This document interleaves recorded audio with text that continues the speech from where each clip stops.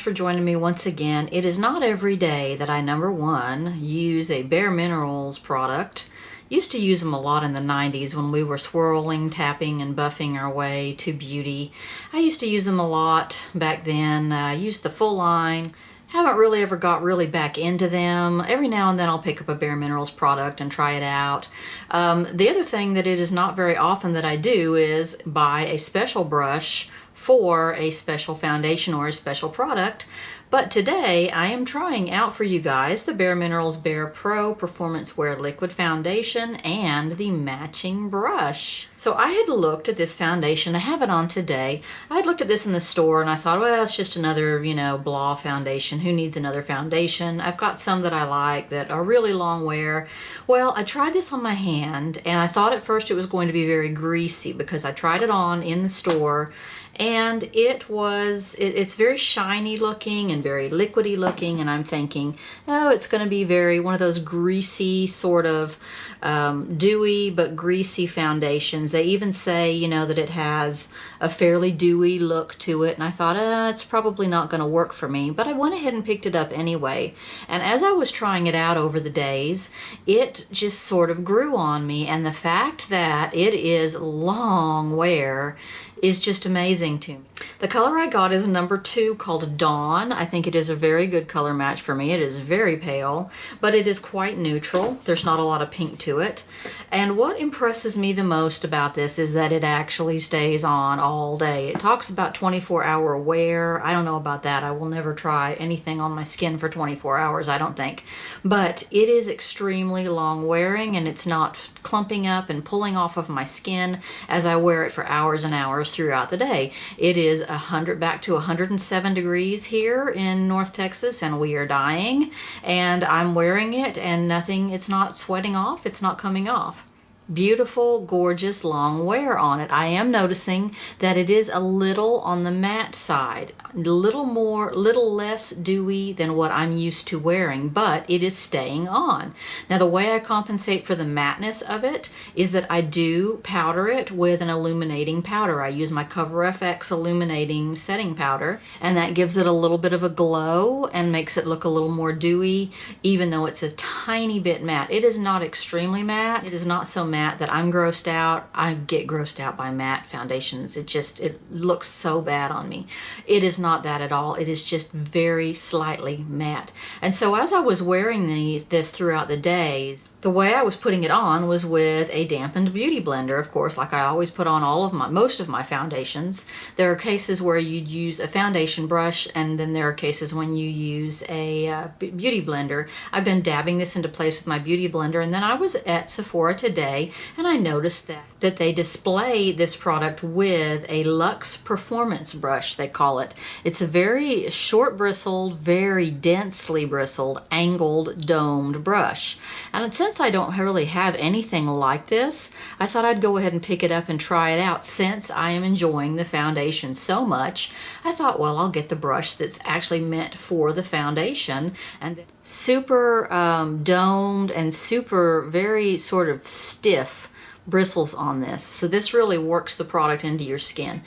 Here it is putting it on with this brush. I think the brush is not absolutely essential, but I think it does help, and it sort of gets the product around where you want it to go. The Beauty Blender does not at all do a bad job, but I think the brush is really made for it. I did find this product is completely buildable. In fact, what I'm finding with this product that is kind of weird, I usually on a foundation will use maybe 1 pump on my entire face. I don't like to put a whole lot of foundation on.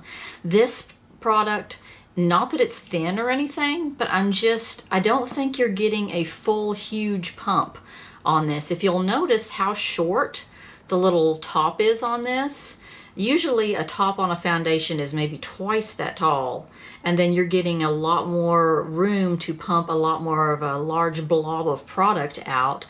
This one doesn't pump out a very large blob of product, so it's really taking me 2 pumps to cover all of my discoloration areas and to get over my entire face. The coverage is very, very strong. I really love the coverage. I did have to build a little over through here, with about another half of a pump. So I used maybe 2 full pumps on my face today. Started out with 1 pump and then built a little bit more through here and through here.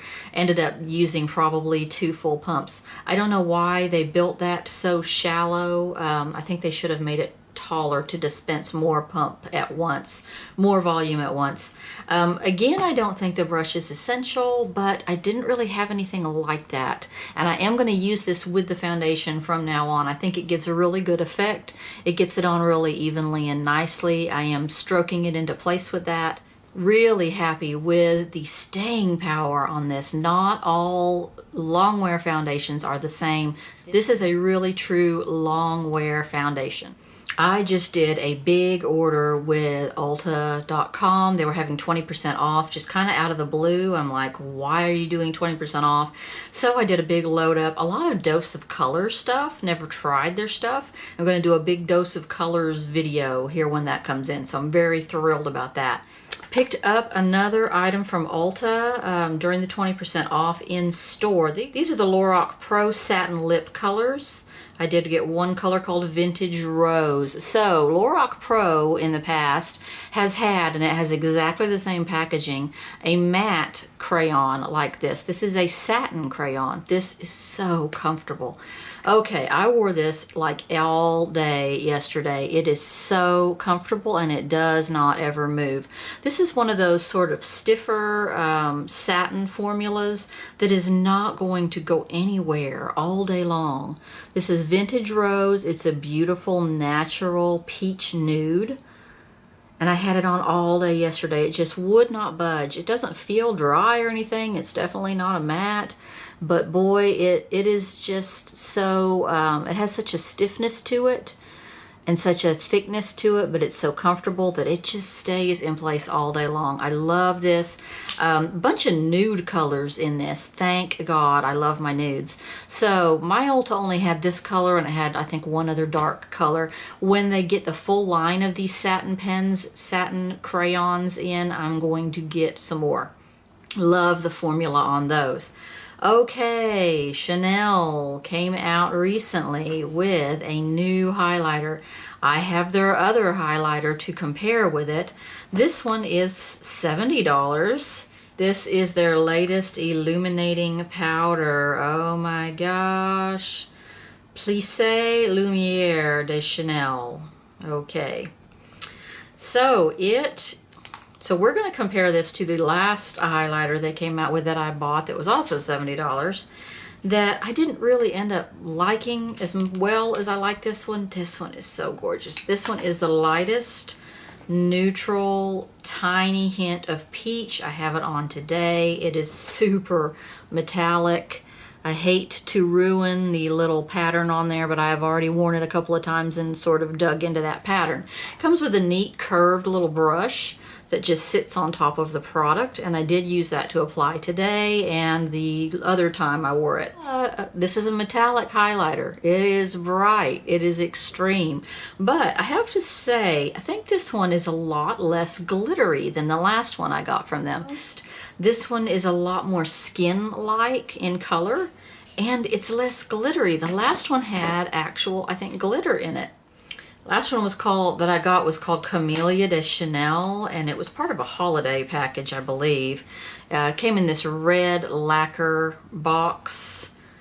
Let's compare that one to this current one. So let's compare that. Here is the last one I got. Here's the Plissé. They're very similar, aren't they? Let's put them side by side. Wow, they are really close in color.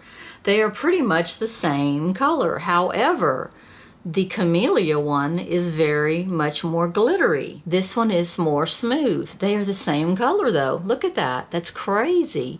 I had thought the Camellia one was a lot more neutral, but it is quite babyish peach, but it's a lot more glittery.